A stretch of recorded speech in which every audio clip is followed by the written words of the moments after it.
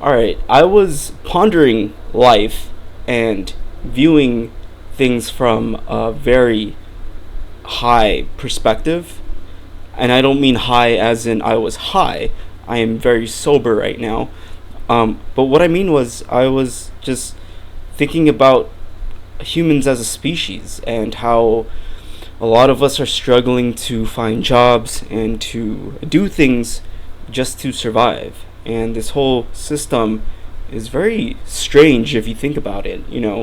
If you look at other animals like ants and bees, they all have sort of their set functionality, and it's very just there's a strict structure of each animal. Coyotes do their thing, they hunt for food, they reproduce and make more coyotes, and they have a structured life. And I think humans in general have some sort of structured life, but it's so chaotic, and every individual is so different, and there's so many factors that there might as well be variants of humans, because there's levels to lifestyles. There's things called class systems. There's different cultures, and people do different things. People work white collar jobs, blue collar jobs. People do illegal things to survive. And I think we're like the only species that's so different from each other, and we're so complicated that although we have some sort of structure, we have no structure. And I was just thinking about how we all need to do something for money to work, but then we have this thing called the economy, which is so hard to explain to an animal if they could understand, human language. And that it will just break their brain. They'll be like, "What are you talking about? What's a stock market? Like, what are you like? What is an investor? What is all this? Don't you just do something and then get work done and then you get paid and that's it?" And then you have to explain how there's a oversaturation of people looking for work, and then these businesses failed at scaling. So even though there's a lot of work, these businesses can't take advantage of it because they never played StarCraft 2 and they suck at resource management. You would think if there's an abundance of people wanting to find work, that companies would take advantage of it and hire a lot of people and get more stuff done and produce more. But no, it's just poor resource management, to be honest. If you ever played StarCraft 2, you would know, if you aren't utilizing all of your units and you just have people sitting around, that's your fault. That's not the unit's fault.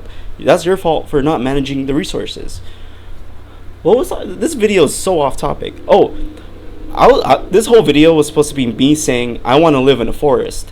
That was the first thing I was supposed to say when this camera turned on. I don't know how I got this off track. Alright, what I wanted to get to was, human life is so complicated, and this whole system makes no sense anymore. It doesn't even work. It does not work. That I wish I could just live in a forest. And you might be saying, then go live in a forest.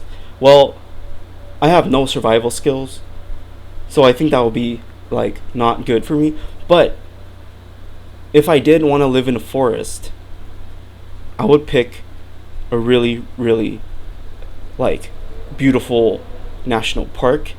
There's a lot out there, but I would want to live in a forest with a lake, and then I would have a water filtration device, and I would just drink all the lake water, and then hopefully I don't get sick.